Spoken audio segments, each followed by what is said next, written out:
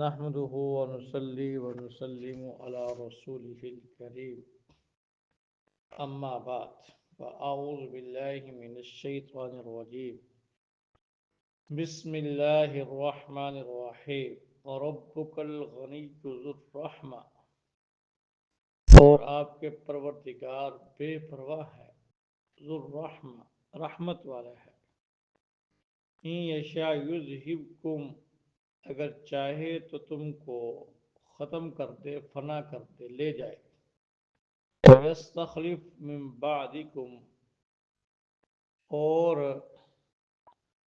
تمہارے بعد دوسروں کو پیدا کر دے، ما یشاء جس کو وہ چاہے، کما انشأکم جیسے اس نے پیدا کیا تمہیں، من ذریت قوم آخرین دوسری قوم کی اولاد سے۔ انما توعدون لآت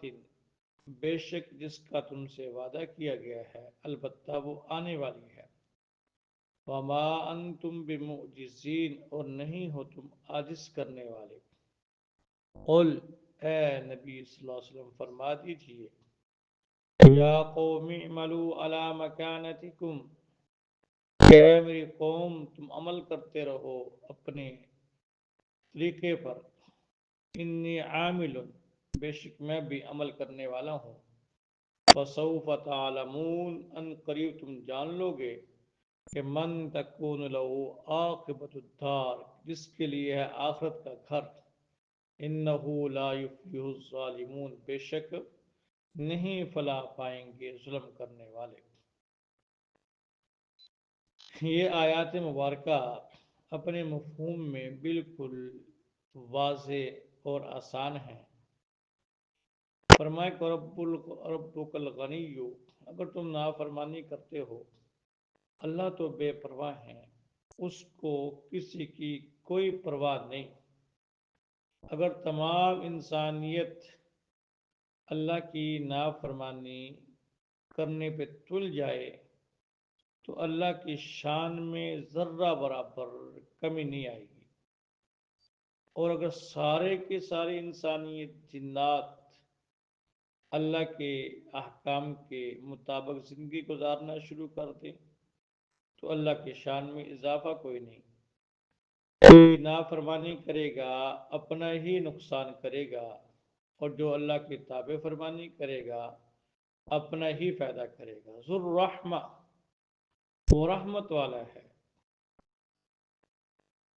تم نافرمانیاں بھی کرو پھر معافی مانگ لو، اللہ معاف کرنے والا ہے۔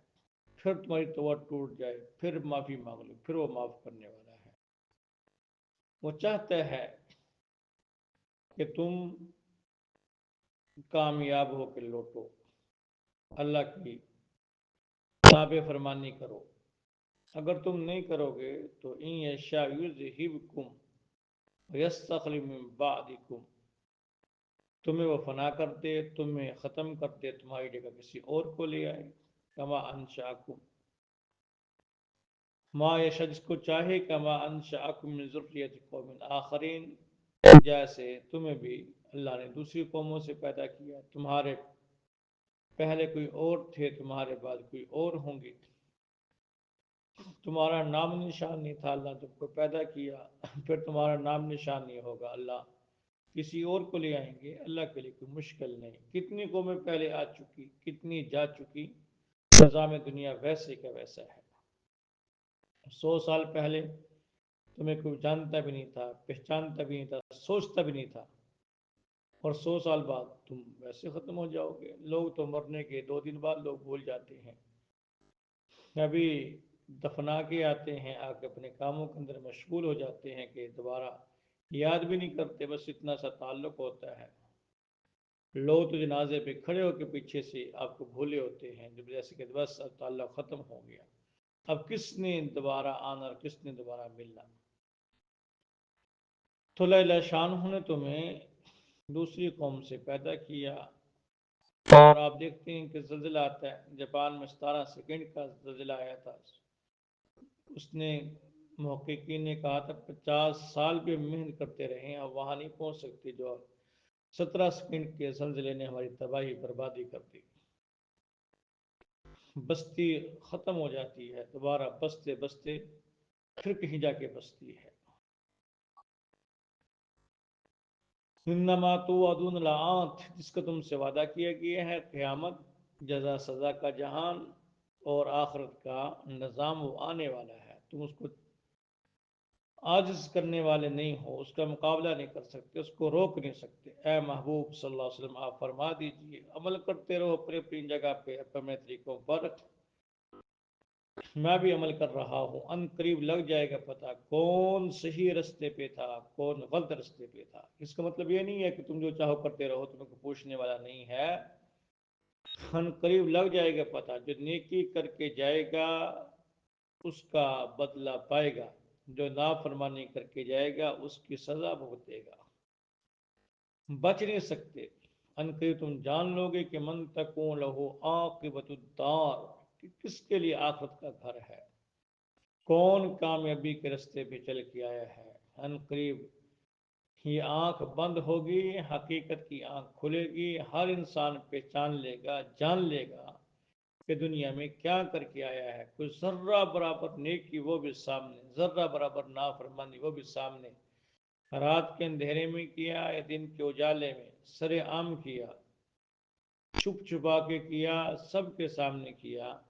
اللہ ہر چیز کو سامنے لا کے رکھ دے گا۔ جو تم کر کے بھول گئے، اللہ نہیں بھولا، اس کو سب یاد ہے، اس نے سب کچھ لکھا ہوا ہے، اس نے گواہی قائم کی ہوئی ہے، وہ کل قیامت میں آپ کے سامنے لائے گا۔ من تکون لہو عاقبۃ الدار، لگ جائے گا پتہ کہ کس کے لیے آخرت کا گھر ہے۔ اور انہ لا یفلح الظالمون، تحقیق بے شک پکی بات ہے کہ ظلم کرنے والے کبھی کامیاب نہیں ہوں گے۔ یہ ظلم عقیدے کے اعتبار سے کریں کہ شرک، ان شرک لظلم عظیم، پھر بھی معافی نہیں ہے، قطعاً اللہ جل شانہ ہر گناہ کو معاف کر دیں گے۔ ان اللہ لا یغفر ان یشرک بہ ویغفر ما دون ذلک لمن یشاء، ہر گناہ کو معاف کرنے پہ اللہ جل شانہ قادر ہیں، وہ کریں گے اور معافی عام ہوگی، لیکن جب عقیدے کی وہ کسوٹی کا معاملہ آئے گا، امتحان کا معاملہ آئے گا، پھر ترازو انصاف پہ رکھا جائے گا، عقیدے میں کوئی لچک برداشت نہیں ہوگی،